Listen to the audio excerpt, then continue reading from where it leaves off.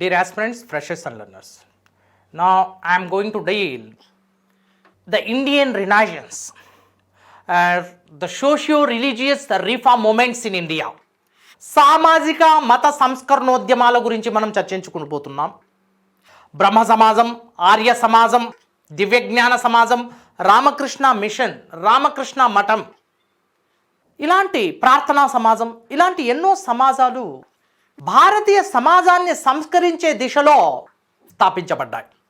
మరి ఆనాటి సామాజిక నేపథ్యం, ఆనాటి మత వ్యవహారాలు ఈ సామాజిక మత సంస్కరణోద్యమానికి ప్రేరేపించడం జరిగింది. ఆనాటి సామాజిక మత నేపథ్యం నుంచే ఈ సామాజిక మత సంస్కరణోద్యమాలు అనేటివి ప్రారంభమయ్యాయి అనడంలో ఎటువంటి సందేహము లేదు. So let us discuss one after another, but first of all we must know what is Renaissance. Renaissance means the great reform or rebirth. ఒక నాంది పలికిన ఒక గొప్ప ప్రక్షాళన, గ్రేట్ రిఫార్మ్ ఆర్ రీబర్త్.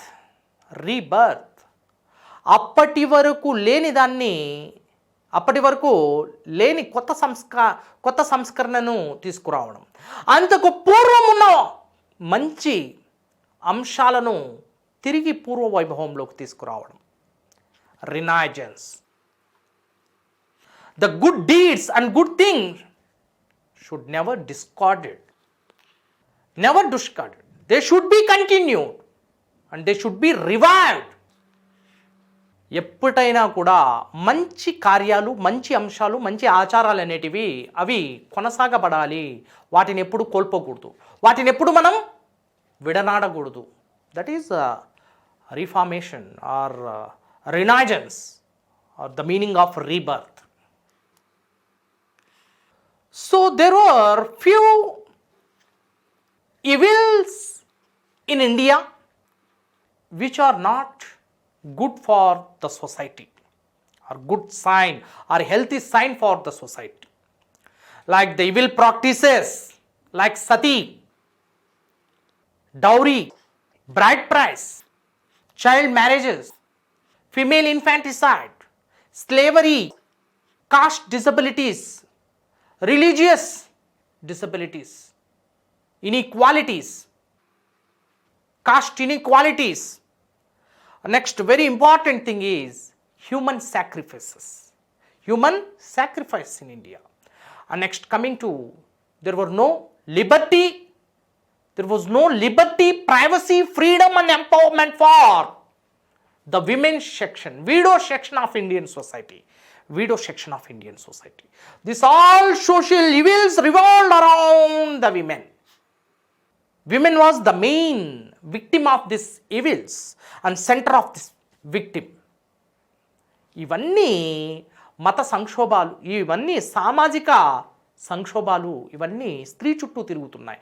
సామాజిక సమస్యలు, దురాచారాలన్నీ స్త్రీ చుట్టూ తిరుగుతున్నాయి. So that is the reason the position of women is a perfect scale to measure the development and the growth of a society.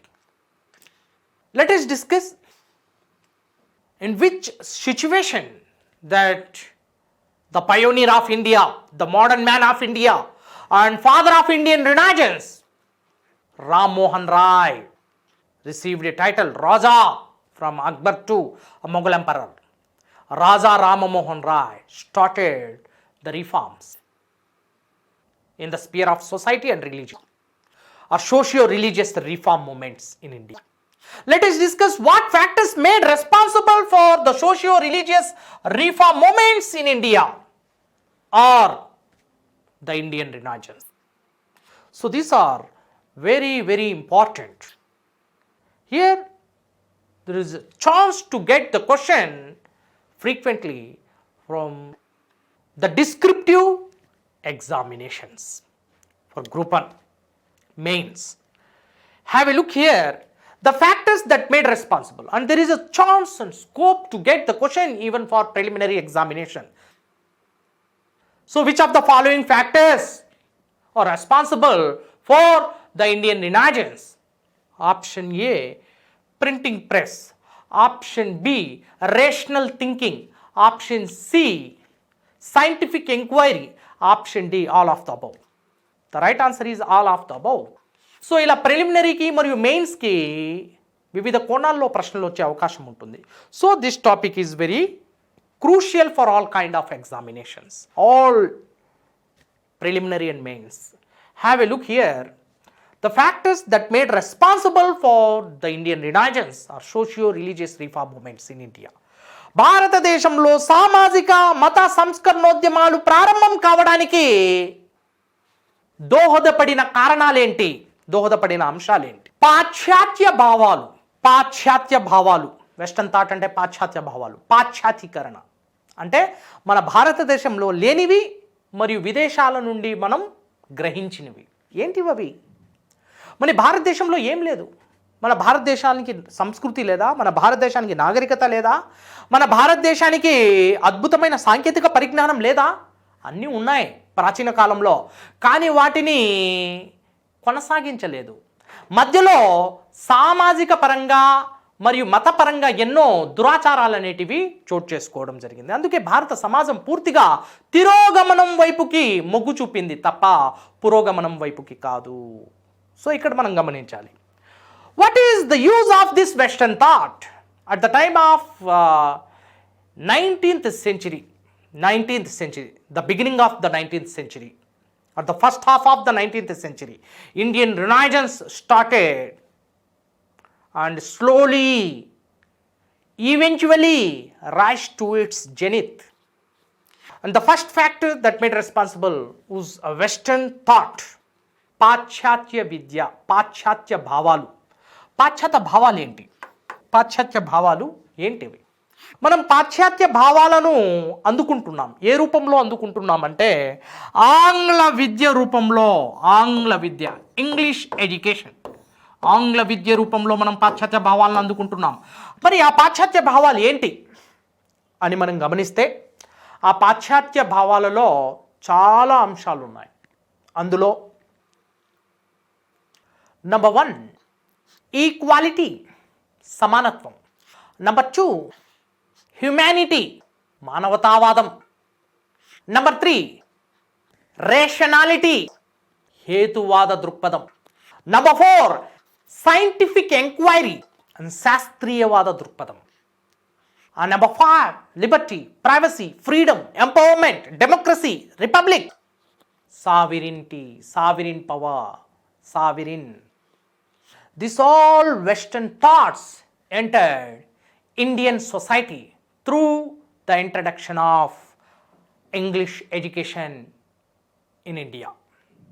This English education made Indians, enable Indians to know about the good system of living and good pattern of living. A disciplined system of living. See, Western thought. Equality అంటున్నాం, సమానత్వం, అందరికీ సమానత్వం, all are equal. Say a Brahmin not powerful than a Shudra, all are equal.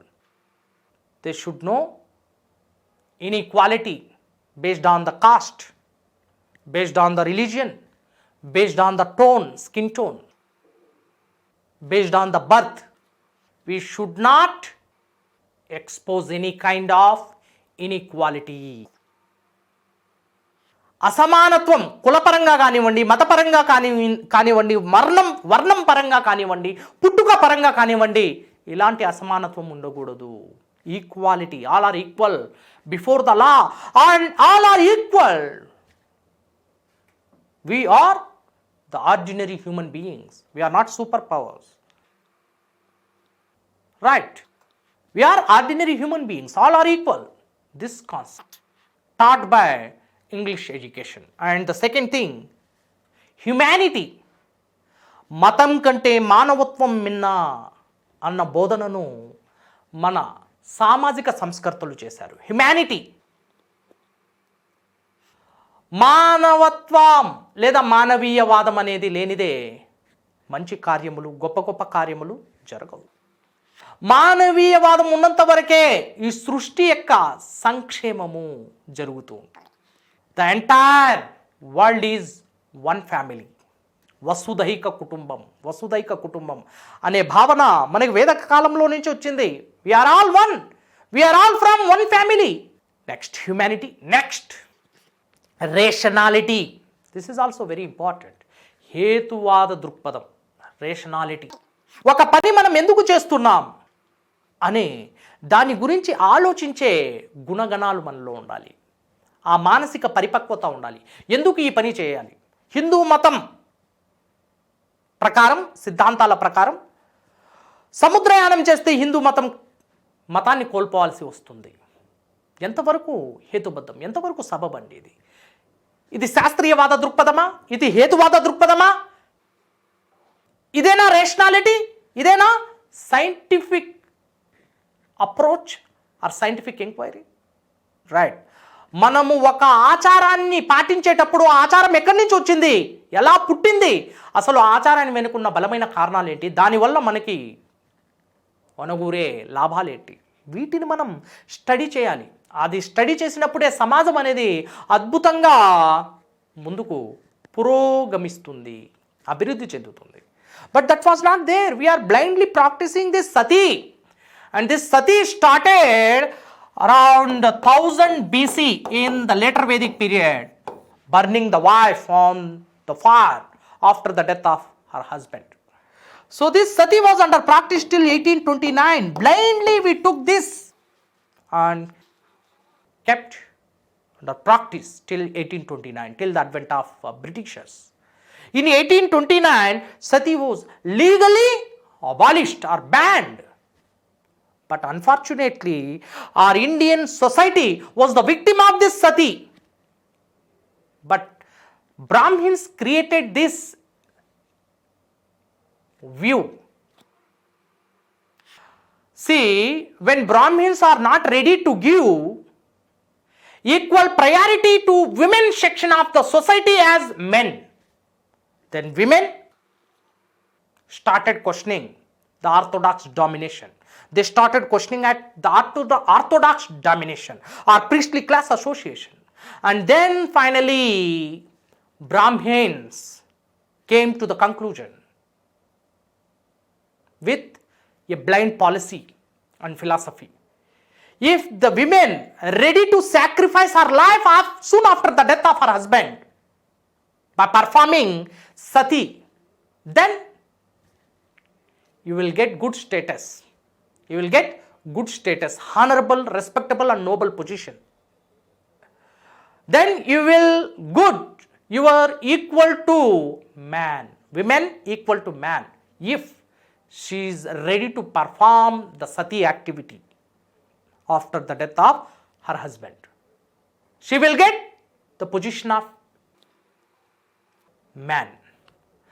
ఒక పురుషుడికి ఎటువంటి స్థాయి ఉందో ఆ స్థాయిని పొందాలంటే తప్పనిసరిగా భర్త మరణాంతరం సతిని ఆచరించాలంట, లేకపోతే పురుషుడి స్థాయి స్త్రీకి రాదంట. రెండవది, స్త్రీలు తదుపరి జన్మలో దేవతలుగా కూడా పుడతారు సతిని ఆచరిస్తే అన్న మూఢాచారాన్ని స్త్రీల యొక్క మస్తిష్కంలో నూరిపోశారు. If you continue practicing sati, then you will get the good position in your next birth. You will take the birth as the incarnation of the goddess Lakshmi, Parvati, Saraswathi, like that. అంటే తదుపరి జన్మలో మేము దేవతలుగా పుడతామా అనే భావన, గుడ్డి భావన వీరిలో కలిగింది. అది కల్పించింది ఎవరు? ఆర్థోడాక్స్ సెక్షన్, పురోహితులు, బ్రాహ్మణ పురోహితులు కల్పించారు. కేవలం వారి స్వార్థ స్వలాభాల కోసం, వారి యొక్క డామినేషన్ కోసం, వారి యొక్క ఆధిపత్యం కోసం వారు తమకు ఇష్టం వచ్చినట్టు రాసుకున్నారు వేదాలను కూడా. ఆ క్రమంలో ఈ స్త్రీ సమాజం కూడా ఆలోచించలేదు, సతిని ఆచరించేస్తున్నారు గుడ్డిగా. అవును, మనం తదుపరి జన్మలో దేవతలుగా పుడతాం, మనకి ఎన్నో జన్మలు ఉన్నాయి, ఇప్పుడు మనం భర్తతో పాటు మరణిస్తే తదుపరి జన్మలో మేము దేవతలై పుడతాం కదా. There was no scientific enquiry and no rationality and no system of scientific enquiry or scientific approach. Finally, what happened? This sati was under practice till the advent of Britishers till 1829. But in the year 1829, under the constant pressure by Raja Rama Mohan Rai, British were capable to ban sati. Next, printing press. Coming to the printing press, the way that the printing press influenced the Indian society towards the Renaissance.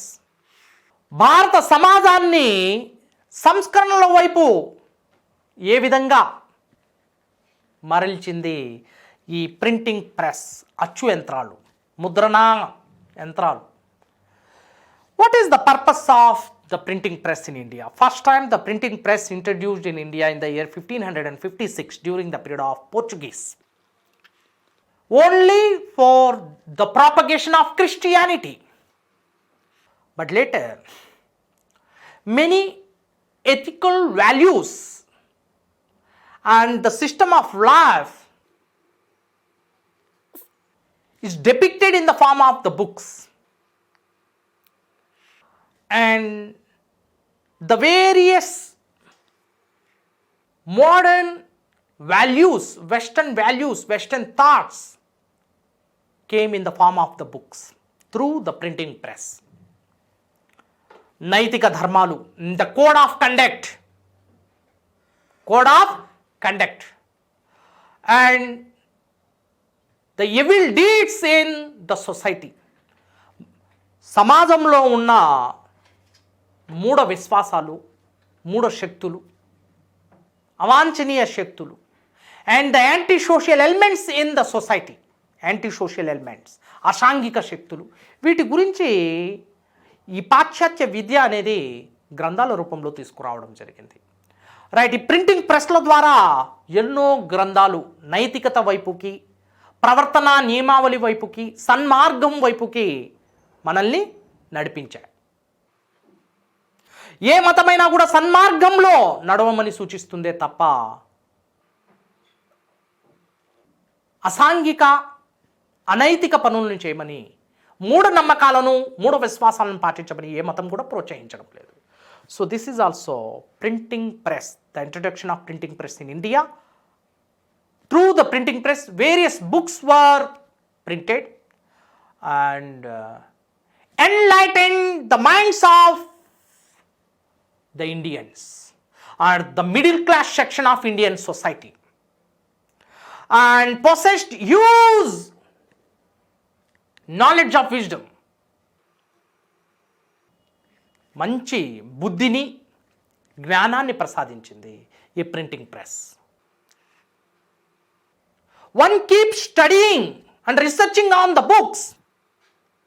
Ultimately, he received extreme knowledge, which gave a perfect stage of enlightenment. And this enlightenment made the Indian society very pure. And finally, Indian society was cleansed from the grassroots level through removing the social evils, blindfold practices, evil customs from the society. Hope you got the point. So this is the role of printing press in making Indian people wisdom and enlightened. Next, coming to the nationalist movement, జాతీయోద్యమం గురించి మనం మాట్లాడుకుందాం. Next, the factors that made responsible for the Indian Renaissance, national movement. See, the national movement or Indian nationalism, the feelings of Indian nationalism or nationalistic approach started in the second half of 19th century. Though it is started in the second half of the 19th century, but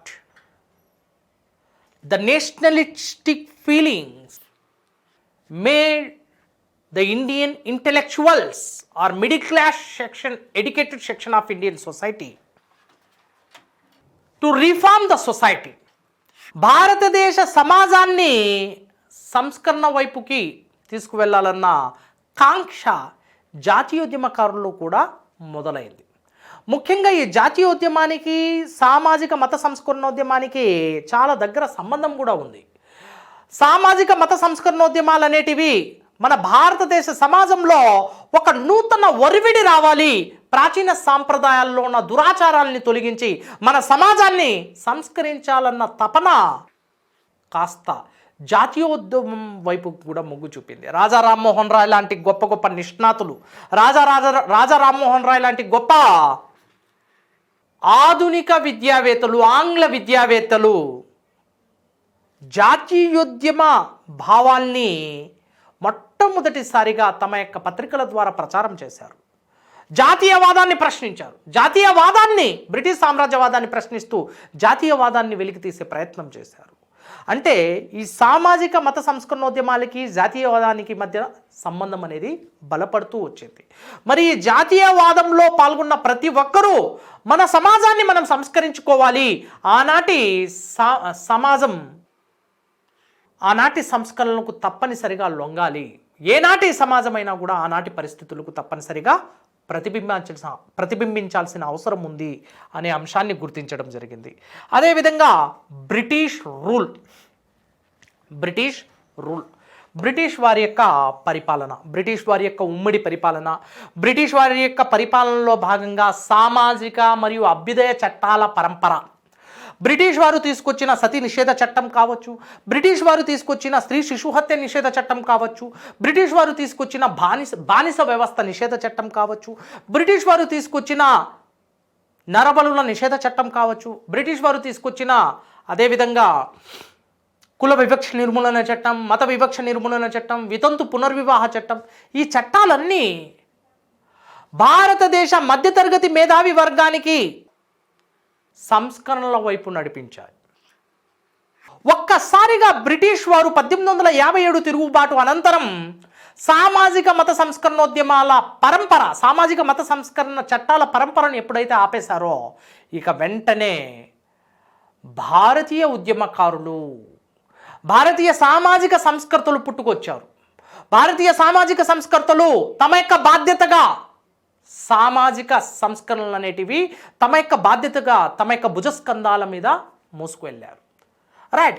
ఎప్పుడైతే British వారు 1857 తిరుగుబాటు అనంతరం సామాజిక మతపరమైన చట్టాలను ఆపేశారో ఇక ఆ బాధ్యతను మన మధ్యతరగతి మేధావి వర్గం తీసుకోవడం జరిగింది. ఆ క్రమంలోనే మనకి సామాజిక మత సంస్కరణోద్యమాలు ప్రారంభమయ్యాయి. భారత పునరుజ్జీవనం అనేది ప్రారంభమైంది. సాంస్కృతిక పునరుజ్జీవనం, ఇండియన్ రినైజెన్స్ అనేది ఆ క్రమంలోనే బలపడుతూ వెళ్ళింది. Next, degradation of Indian culture. Degradation of Indian culture. అద్భుతమైన భారతీయ సంస్కృతి అనేది సమాధి కాబడుతుంది. మన భారతదేశానికి గొప్ప నాగరికత ఉంది, విశాలమైన సంస్కృతి ఉంది, గొప్ప సింధు నాగరికత లాంటి గొప్ప నాగరికత ఉంది, వేద నాగరికత లాంటి గొప్ప నాగరికత ఉంది. ఆ నాగరికతలో ఎంతో అద్భుతమైన సంస్కృతులను మనం గమనించవచ్చు. మరి ఆయా నాగరికతలు అందించిన అద్భుతమైన అంశాలు కూడా మనం గమనించవచ్చు. ముఖ్యంగా వేద నాగరికతల్లో, వేద సాహిత్యంలో ఉన్న ఉపనిషత్తుల్లో అద్భుతమైన అంశాలు ఉన్నాయి.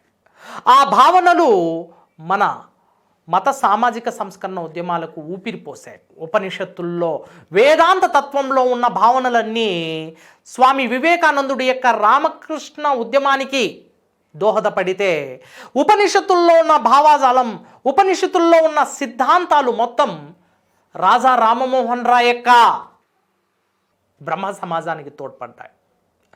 ఆ విధంగా వేదాంత సారాన్ని, ఉపనిషత్తుల సారాన్ని మన సామాజిక సంస్కర్తలు గ్రహించడం జరిగింది. మన ప్రాచీన సంస్కృతి యొక్క వారసత్వాన్ని కొనసాగించడం జరిగింది. ప్రాచీన సంస్కృతి యొక్క గొప్ప వైభవాన్ని పూర్వ వైభవంలోకి తీసుకురావడం జరిగింది. ఆ క్రమంలోనే దయానంద సరస్వతి, ఆర్య సమాజాన్ని స్థాపించిన దయానంద సరస్వతి ఏమంటున్నాడంటే, revival is compulsory, it's mandatory. So, Arya Samaj is not a reformist, it is revivalist in nature. Arya సమాజం అనేది సామాజిక మత సంస్కరణోద్యమం కాదు, అది ఒక సామాజిక పునరుద్ధరణోద్యమం. ప్రాచీన ధర్మాన్ని పునరుద్ధరించే క్రమంలో గో బ్యాక్ టు వేదాస్ అన్నాడు. వేదాస్ కంటైన్స్ ట్రూత్ అన్నాడు, వేదాలకు మరలండి అన్నాడు, వేదాల్లో వాస్తవం ఉందన్నాడు. మరి వేదాలకు మరలండి అంటే అది మన పూర్వ సంస్కృతి, మన ప్రాచీన సంస్కృతి, దానికి మరలండి అంటున్నాడు. రైట్. ఆ విధంగా హిందూ సంస్కృతిని, హిందూ మతాన్ని పునరుద్ధరించే క్రమంలో హిందూ మతంలోని లోపాలను, దురాచారాలను కడిగివేసే క్రమంలో దయానంద సరస్వతి ఆర్య సమాజాన్ని ముందు నడిపించడం జరిగింది. సో ఈ విధంగా భారతీయ సంస్కృతిలో దెబ్బతిన్న అన్ని సుగుణాలను మళ్ళీ పూర్వవైభవంలోకి తీసుకురావడం జరిగింది. భారతీయ సంస్కృతిలో ఉన్న లోపాలను, దురాచారాలను కట్టడి చేస్తూ, వాటిని అంతమొందిస్తూ ఒక నూతన శకాన్ని మనకి ఈ సామాజిక సంస్కర్తలు అందించడం జరిగింది. ఈ సామాజిక మత సంస్కరణోద్యమాలు అందించడం జరిగింది. Right. So these all are the several factors that made the Indian Renaissance effectively and efficiently in the modern era of Indian society or Indian history. Okay, so let us discuss next one after another, like Brahma Samaj and then Arya Samaj and so many socio-religious reform movements in India. Thank you, dear all aspirants. Keep watching Telugu One Academy.